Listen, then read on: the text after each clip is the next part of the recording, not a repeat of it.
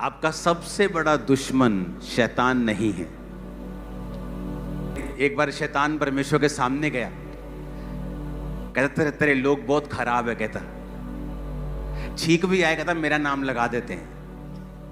कि शैतान ने कर दिया, कहता मैं तो इन्हें लागे भी नहीं लगता इन्हें, पर कहता ये मेरा नाम लगा देते हर चीज पर। जबकि आपका सबसे बड़ा दुश्मन आपका अपना शरीर है, शैतान नहीं है। और पौलुस कहता है हम शरीर के कर्जदार नहीं हैं कि शरीर के अनुसार दिन काटे। जब ये सेवकाई स्टार्ट हुई, अब ये सेवकाई जब चल रही है, इतनी लो परसेंटेज है कि 100 में से एक भी नहीं है उस तरह का विश्वासी जिस तरह के विश्वासी हम थे।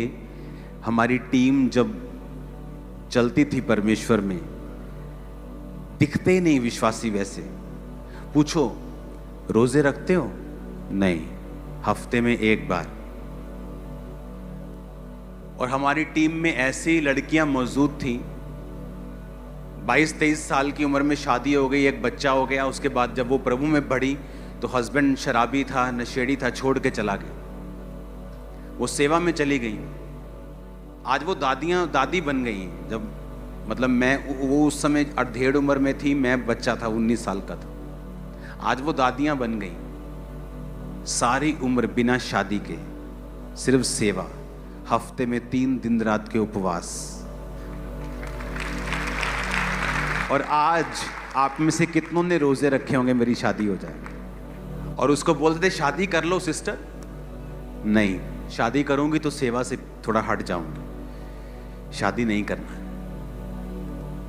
पवित्रताई में, प्रेयर में, उपवास, हर हफ्ते 3 दिन रात के उपवास।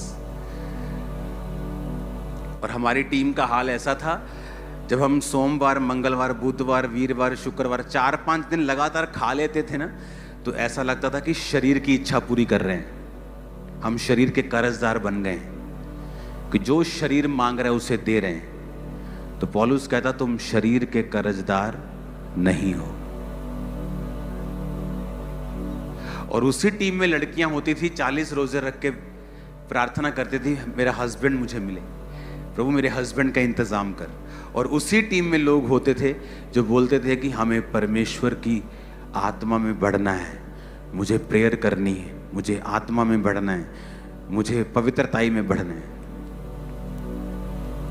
और यही फर्क था जिन्होंने हजारों लाखों करोड़ों रूहें बचाई, और जो आज भी वो लड़कियां उसी लेवल पे मौजूद हैं जहां पे परमेश्वर उनकी लाइफ में काम नहीं कर रहा। क्यों? तुम शरीर के अनुसार, 13 आयत को फिर पढ़ेंगे, क्योंकि तुम शरीर के अनुसार दिन काटोगे तो क्या होगा? ऊंचा बोलो। कहता इस शरीर को खिलाओ पिलाओगे, व्यभिचार की इच्छाएं पूरी करोगे तो क्या होगा? तुम कैसे मर जाओगे? तुम्हारा एक्सीडेंट हो जाएगा? नहीं, कहता तुम मर जाओगे आत्मा में। तब वो जीवन जो परमेश्वर ने सोचा हुआ है उससे कट लग जाएगा। एक परिवार है जो परमेश्वर पर चलने से आपको मिलता है, और एक है जो परमेश्वर में चलने पर आपको, नहीं चलने पर आपको मिलता है। वो सिरदर्द वाला है और ये आशीष वाला है। कहता अगर तुम प्रभु में शरीर के अनुसार चलना शुरू कर दोगे तो मर जाओगे। आदम मर गया आत्मा में, शरीर में नहीं मरा। शरीर में तो वो 930 साल का होके मरा। जब वो आत्मा में मर गया तो सब चीजों में मर गया। तब लोग दुखी रहते हैं, मेरा हस्बैंड, ओ मेरी वाइफ, मेरी फैमिली, मेरा फाइनेंस, कुछ भी मेरे काबू में नहीं है, मैं दुखी हूं, मेरी लाइफ में सेटिस्फेक्शन नहीं है। क्योंकि तुम या तो अपने शरीर को सेटिस्फाइड कर लो, तो या वैसा जीवन पालो जैसा प्रभु देना चाहते हैं। जब लगातार खा लेते थे 4-5 दिन तो लगता था कि शरीर की इच्छा पूरी करनी शुरू कर दी हम, तो हम शरीर के कर्जदार थोड़ी हैं कि इसके अनुसार दिन काटेंगे। आज मैं अपने लोगों को, अपनी टीम आसपास में देखता हूं, एक भी जन ऐसा नहीं मिलता जो रोजे रख के बैठा हो 7 दिन रात के। कोई 3-4 दिन, जब पापा बोलेंगे, जब चर्च में अनाउंसमेंट होगी तब रख लेंगे। कहता अगर तुम शरीर के अनुसार चलोगे तो मरोगे। अब खुद तो कह रहा है वो तुमको, फाइनेंशियली तुम मरोगे, स्पिरिचुअली तुम मरोगे, आत्मा काम नहीं करेगा जीवन में। तुम शरीर के अनुसार चलोगे, फिर तुम्हें बड़ी चर्च चलानी है, फिर तुम फेक मिरेकल भी करोगे, फिर तुम फेक प्रोफेसी भी करोगे, फिर उसको मेंटेन करने के लिए गुंडागर्दी भी करोगे, तुम सब करोगे भाई, क्योंकि तुम मर चुके हो, तुम आत्मा में मर चुके हो, क्योंकि तुम शरीर के अनुसार चले। तो यीशु ने कहा तुम शरीर के अनुसार चलोगे तो मरोगे। फिर आगे कहता यदि आत्मा से देह की क्रियाओं को मारोगे तो जीवित रहोगे। आत्मा से देह की क्रियाओं को मारोगे तो क्या होगा? जीवित रहोगे। टीवी देखने का दिल कर रहे हैं, आज आपकी फेसबुक, इंस्टाग्राम वो सोशल मीडिया नहीं रह चुका, वो पॉर्न साइट्स बन चुकी,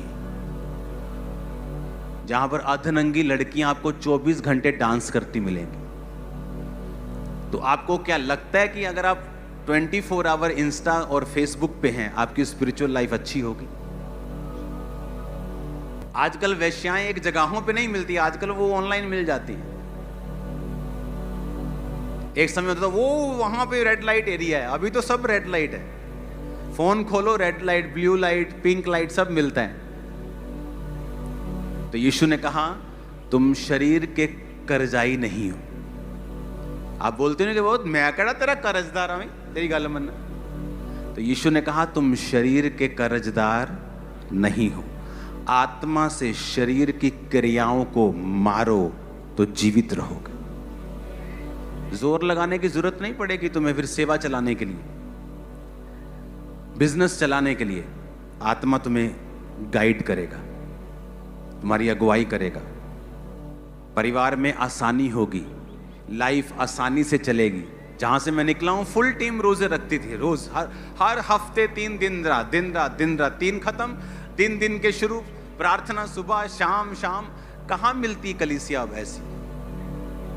अगर आप उसी कलीसिया में हैं तो फिर कॉन्ग्रेचुलेशन है आपको, क्योंकि सिर्फ चर्च में आने से आप कलीसिया नहीं हैं। अगर आप इन बातों को फॉलो नहीं करते फिर आप कलीसिया नहीं हैं। बंदा बिजी है इसलिए रोजे नहीं रखता, वो बिजी है इसलिए प्रार्थना नहीं करता, और सब कचड़ पचड़ किया हुआ है लाइफ में। क्योंकि पहली चीज जो आपको बनानी है वो है स्पिरिचुअल लाइफ। अगर वो खतरे में है, आपकी पूरी लाइफ खतरे में है। आपने लोगों की स्टोरी सुनी होगी, हमारा काम चल रहा था, बड़ा अच्छा चल रहा था, ऐसा हुआ एक नया लॉ निकला, हम बर्बाद हो गए। कुछ ऐसा घटना हो गई, हम बर्बाद हो गए, क्योंकि आपने अपना घर रेत पर खड़ा किया। घर तो सुंदर है, अच्छा, लेकिन जिस दिन तूफान आएगा उस दिन वो घर बना नहीं रहेगा। एक बंदा बिजनेस में फेल हो गया, पागल हो गया तो लेडी कभी जा रही है उसकी वाइफ हॉस्पिटल में लेके, कभी वो सियाना बाबा वो हॉस्पिटल। किसी ने बताया कि यहाँ एक मीटिंग क्रूसेड होने वाला है, एक पास्टर आने वाला है, वहाँ पे मीटिंग अटेंड करना। मीटिंग अटेंड करने की पागल ठीक हो गया, चर्च जाने लगा। चर्च गया तो पास्टर प्रचार कर रहे थे नमक के ऊपर। उसके दिमाग में आया कि परमेश्वर मुझे नमक का बिजनेस करना है। नमक का बिजनेस कर लिया, गोडाउन बना लिए। जब बड़े बड़े गोडाउन बन गए, वो पास हो गया, बड़ा आदमी बन गया। एक दिन उस देश में बाढ़ आई और नमक के सारे गोडाउन खराब कर दी। पास्टर को फिर टेंशन कि अभी तो भाई निकला इस प्रॉब्लम से। भागा गया उसके पास, तो वो गीत गा रहा था, प्रभु का धन्यवाद करूंगा, उसकी संगति में सदा रहूंगा। उसने पूछा क्या हुआ तेरे को, तू सच? उसको लगा शायद सच में पागल हो गया कि अभी गीत गा रहा है, शायद सदमा लगा। कहता पास्टर जी मुझे कोई सदमा नहीं, पहले मेरे जीवन में यीशु नहीं था, अब मेरे जीवन में यीशु है। दोबारा वही बिजनेस किया, फिर करोड़ों में पहुंच गया। वही बिजनेस में फिर प्रभु ने बढ़ाया उसे।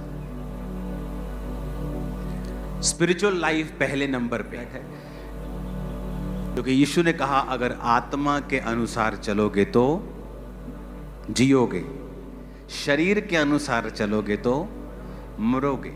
आत्मा से शरीर की क्रियाओं को मारोगे। क्या है शरीर की क्रिया? सिगरेट कश लगाने का दिल कर रहा है, शरीर की क्या है क्रिया? शराब पीने का दिल कर रहा है, शरीर की क्या है? डांस करने का बॉलीवुड के गाने पे दिल कर रहा है, क्या है शरीर की? किसी ने कुछ कहा दिया, आपको गुस्सा लग गया, आप उसको मारना चाहते हैं, तेरे को मार दूंगा, वो शरीर की क्या है क्रिया? वो आत्मा की क्रिया थोड़ी है, वो शरीर की क्या है? तो शरीर, आत्मा, आत्मिक जीवन से शारीरिक जीवन आने में मिली सेकंड लगता है। एक पल में आप आत्मा में और एक ही पल में आप शरीर में जा सकते हो।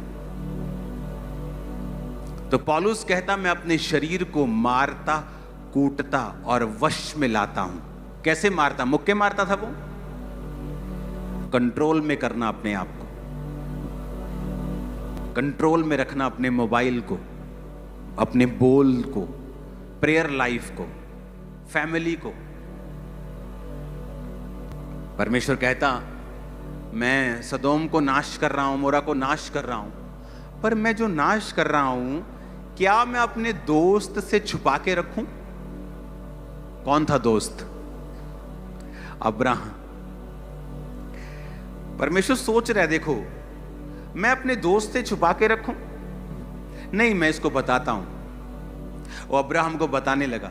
अब्राहम सवाल करने लगा, प्रभु अगर वहां 50 धर्मी हूं तो क्या शहर छोड़ देगा? छोड़ दूंगा। अगर 40 निकले, 45 निकले, 30 निकले, 20 निकले, तो परमेश्वर से वो बातें करने लगा।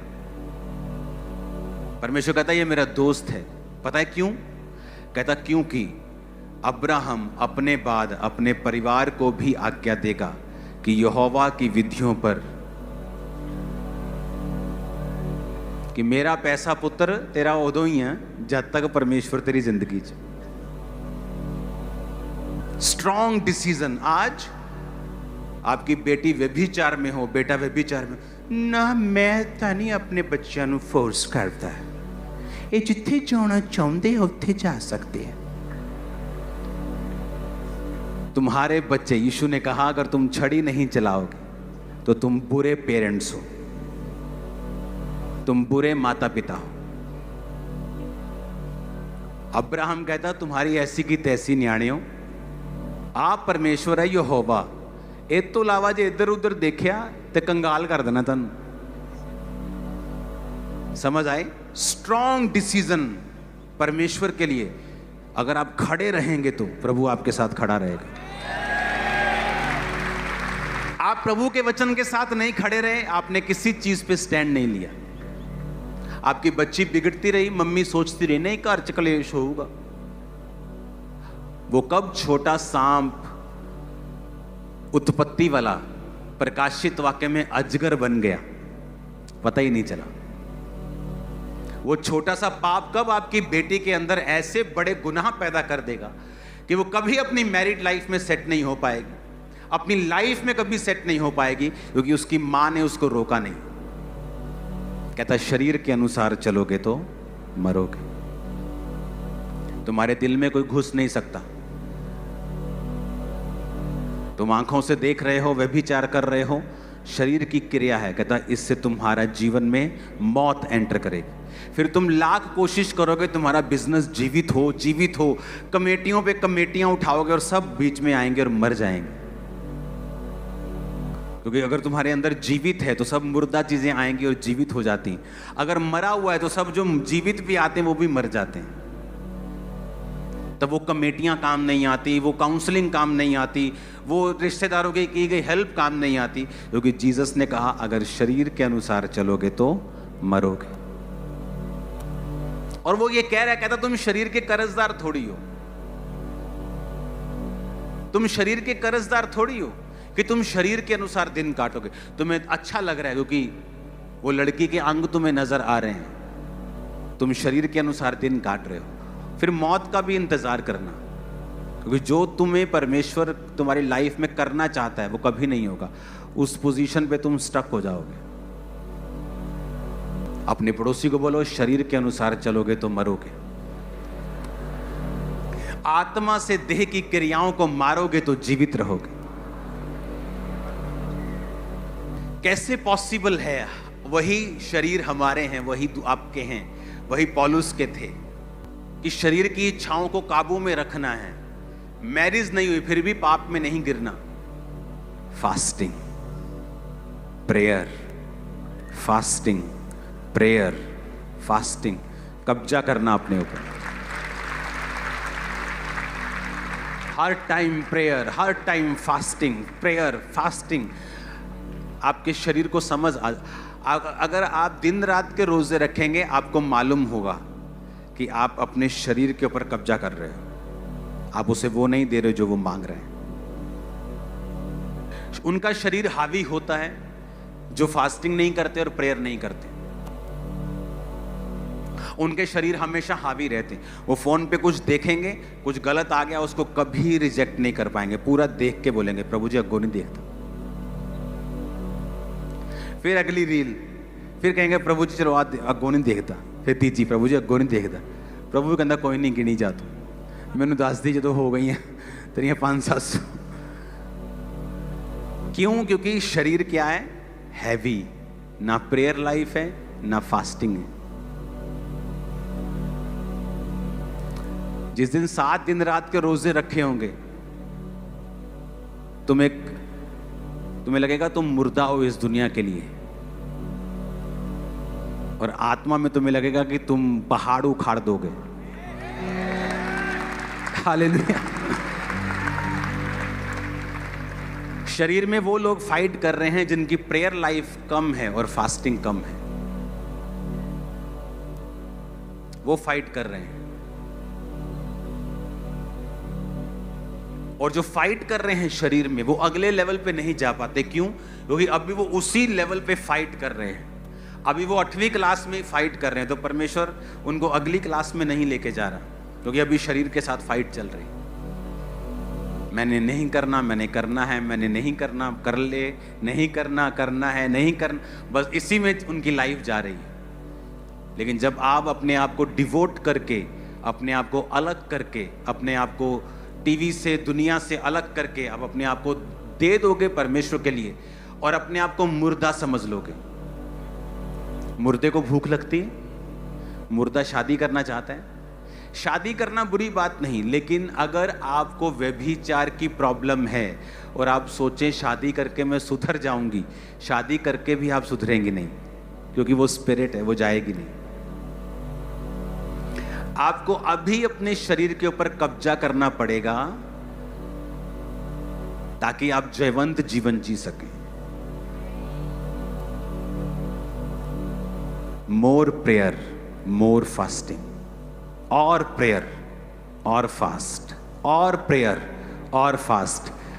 जब तक तुम अपने शरीर को जीत नहीं लेते हो, आमीन, तुम शैतान को बोलोगे ना चल 90 डिग्री इधर भाग, चल 60 डिग्री, चल 45 डिग्री, उधर ही जाएगा वो।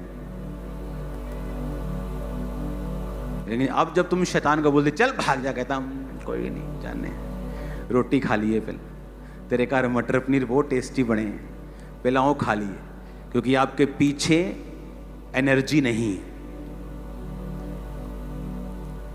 हालेलुया। जब दिन रात के फास्टिंग हम प्रार्थना करने के लिए जब बैठते थे, वो जो प्रेयर प्रेयर प्रेयर, तो ऐसे आत्मा में एक होता है महसूस नहीं होता, हमें मालूम होता था कि ऐसा हो रहा है। तो जब मैं विश्वासी था, जब मैं प्रार्थना में उपवास में होता था, मुझे मालूम होता था कि मेरे सामने अगर लाखों दुष्ट आत्मा वाले लोग होंगे, लाखों आजाद हो जाएंगे, दुष्ट आत्माएं निकल जाएंगे, और मुझे कोई फर्क नहीं पड़ेगा।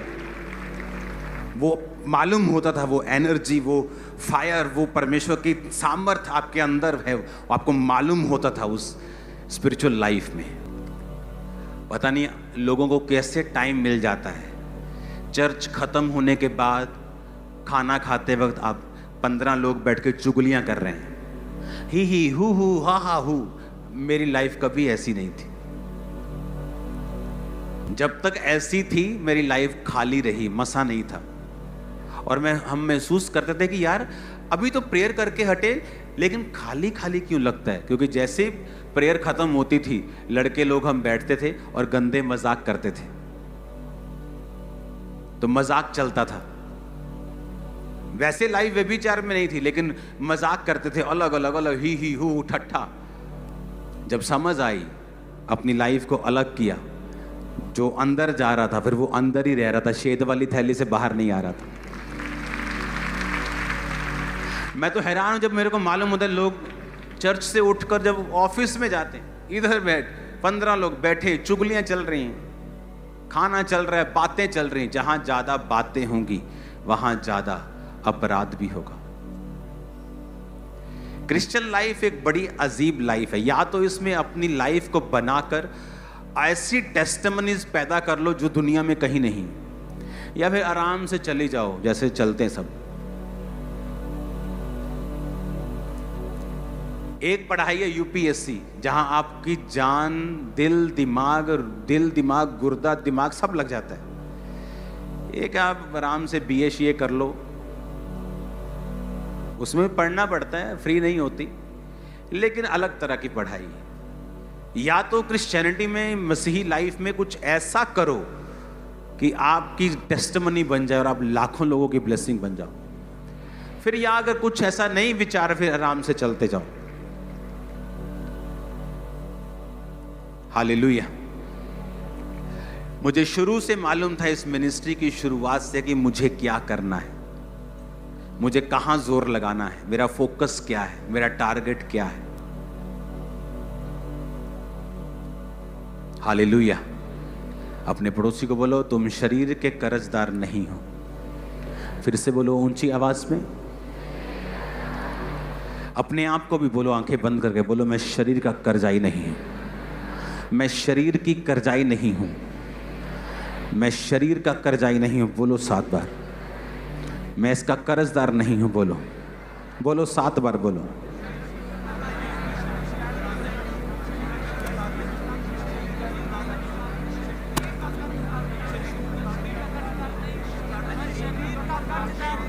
मसीह का जीवन सामर्थ वाला होना चाहिए।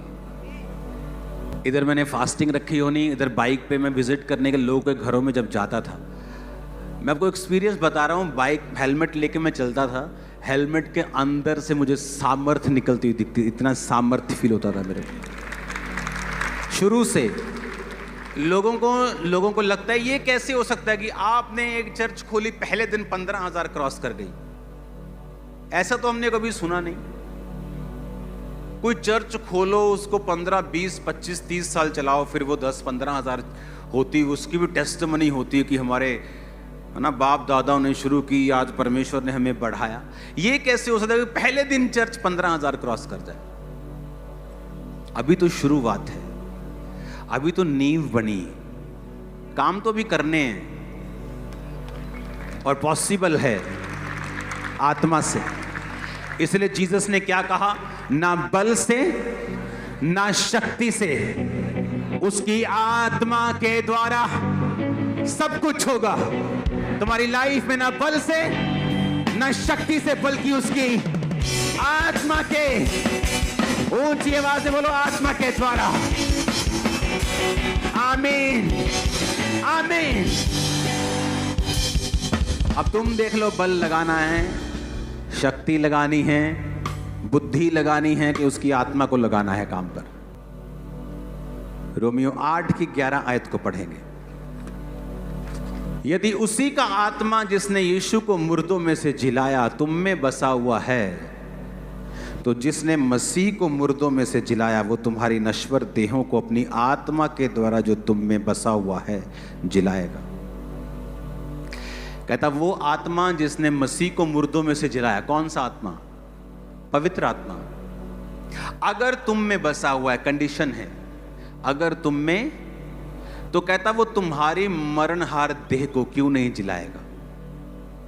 वो तुम्हें जीवन देगा, तुम्हारे गर्भ जिएंगे और फल देंगे, हड्डियां फल देंगी, मांसपेशियां हील होंगी, हार्ट हील होगा, गुर्दे नए होंगे। आमीन ऊंचे वाला चाहिए। बस एक ही टारगेट रखो लाइफ में, स्पिरिचुअल लाइफ को मेंटेन करना है। उसकी वजह से दोस्त जाता है तो जाए, रिश्तेदार जाते हैं तो जाए, टीवी का फेवरेट प्रोग्राम जाता है तो जाए, फेसबुक अकाउंट डिलीट करना पड़ जाए डिलीट कर दो। अगर आपको लगता है आपके हाथों से आउट ऑफ कंट्रोल है सोशल मीडिया, कि आप उससे पॉजिटिव चीज़ें नहीं ले पा रहे हैं, आप चर्च की अपडेट्स नहीं ले पा रहे हैं, प्रभु के काम नहीं देख पा रहे हैं, बल्कि संसारिक चीज़ों को ज़्यादा आप फॉलो कर पा रहे हैं, थोड़ी देर के लिए सोशल मीडिया से आउट हो जाएं। जब तक आपकी लाइफ स्पिरिचुअल सेटल नहीं होती। अगर आपके लिए स्पिरिचुअल लाइफ एक आम सी चीज़ है, सुनने में आपको अच्छा लगता है कि हाँ मैं सुनता मुझे अच्छा लगता है, हाँ, लेकिन लाइफ चेंज नहीं होगी, फिर कुछ नहीं हो सकता। अगर आप सीरियस हैं स्पिरिचुअल लाइफ के लिए, जो जीसस ने कहा कि अगर आत्मा से शरीर की, देह की क्रियाओं को मारोगे तो जियोगे। हालेलुया। स्ट्रॉन्ग लाइफ देखी है मैंने अपने लोगों की, बिना मैरिज। कौन था डैनियल? ये इतना था डैनियल, ये इतना छोटा था डैनियल। जब उसे पकड़ के राजा का पास ले गए थे, इतना छोटा था वो।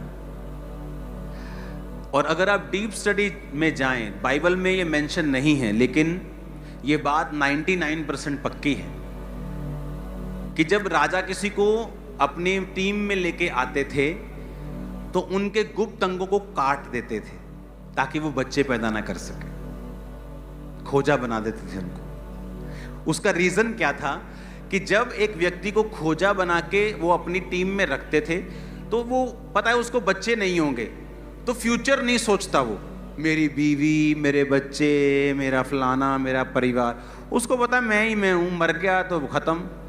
तो वो डेडिकेट होता था अपनी ड्यूटी में। जिस तरह जीसस ने कहा है, कुछ नपुंसक ऐसे हैं जिन्होंने स्वर्ग राज्य के लिए अपने आप को नपुंसक बना दिया है। वो नपुंसक नहीं है, पर परमेश्वर के राज्य के लिए उन्होंने अपने आप को क्या बना लिया? नपुंसक बना लिया। है वो नपुंसक नहीं, लेकिन प्रभु के राज्य है। वो शादी कर सकती हैं, नहीं की। दुनिया में घूम सकते, नहीं घूमे। क्यों? प्रभु के राज्य के लिए। हालेलुया। अब जब वो डैनियल इतना था और उन्होंने पकड़ लिया, खोजा बना के रख लिया, अब एक व्यक्ति जिसकी लाइफ में कोई मैरिज नहीं है, कोई फ्रीडम नहीं है, और प्रभु को वो पकड़ता है, उसके साथ चलता है, तो क्यों नहीं फिर डैनियल को परमेश्वर बड़े दर्शन देगा? क्योंकि शरीर नहीं है ना। आप मेरी बात समझ रहे हो कि नहीं? शरीर की इच्छाएं खत्म हो गई, फ्यूचर में कोई प्लान नहीं है। यीशु मसीह ने कहा अगर तुम्हें ऐसा करना है तो तुम्हें डैनियल की तरह बनना होगा। आप मेरी बात समझ रहे हो? अगर आप शरीर के लिए मरे हुए नहीं हो तो भूल जाओ अगले लेवल की बातें। अब डैनियल चल रहा है अपनी लाइफ में, सुबह प्रार्थना, दोपहर प्रार्थना, रात प्रार्थना, 3 टाइम प्रार्थना करता था। जब राजा ने कहा कि तेरे को शेरों की मान में डाल दिया जाएगा अगर तू प्रार्थना करेगा किसी और देवता की मेरे अलावा, तो डैनियल तब भी प्रार्थना, क्योंकि उसका कोई ऐसा नहीं जिसके लिए वो पूछे अगर मैं जिंदा ना रहा तो इसका क्या होगा। मेरी लाइफ में मेरी कोई कमजोरी नहीं है, सिर्फ परमेश्वर मेरी कमजोरी है, कोई नहीं। परिवार, सेवकाई, पैसा, नथिंग, कुछ भी नहीं। अगर कोई आपकी कमजोरी है तो शैतान उसी पे अटैक करता है। उसे पता है यहां आदमी कमजोर है। जीसस को बोला पत्थरों को बोल रोटियां बन जाए। जीसस के सामने वो नाचती हुई लड़की लेके नहीं आया अभी। उसे पता अब तो भूख लगी है तो अब शरीर से रोटी से भरमाएंगे, तो रोटी लेके, उसको पता है शैतान को आपकी कमजोरी कहाँ है। अगर लड़की आपकी कमजोरी है तो हर 5 मिनट में नए कपड़ों में लड़की आपके सामने से गुजर के जाएगी, क्योंकि उसको पता ही है इसकी कमजोरी है। अगर पैसा आपकी कमजोरी है तो आपको हर तरफ से वो पैसों से भरमाएगा ताकि आप पैसे में गिरे। शरीर के अनुसार चलोगे तो मरोगे। आप डैनियल की जगह देखो, सोचो अपने आप को कि आप डैनियल की जगह हो। कोई परिवार नहीं, कोई फ्यूचर प्लान नहीं। प्रभु, आप सिर्फ प्रभु के साथ जीवन जीते हैं। आप रोज प्रार्थना करते हैं, उपवास करते हैं। आपका जीवन यही है और यही क्रिश्चियन लाइफ है। जब ऐसी हो जाएगी आपको वो नजर आएगा जो पहले कभी नहीं आया, जो पहले कभी नहीं हुआ। टेस्टिमनीज में दे नहीं सकता आपको, इतनी ग्लोरियस टेस्टिमनीज हैं सेवकाई की। मैं बोलता हूँ 10,000 में से एक, मैं बोलता हूँ 10 लाख वाला काम है। 10 लाख में अगर कोई एक होगा तो वो एक अपन निकले। हालेलुया। शरीर के अनुसार चलोगे तो मरोगे। तुम शरीर के कर्जाई नहीं हो। कौन था डैनियल? देखो, जिसको परमेश्वर ने दर्शन दिया उसकी लाइफ चेक करो, यूहन्ना की लाइफ चेक करो, पौलुस की लाइफ चेक करो। कौन थे जिनको परमेश्वर ने बड़ा इस्तेमाल किया? वो लोग जो शरीर के लिए क्या हो चुके हैं? मर चुके हैं।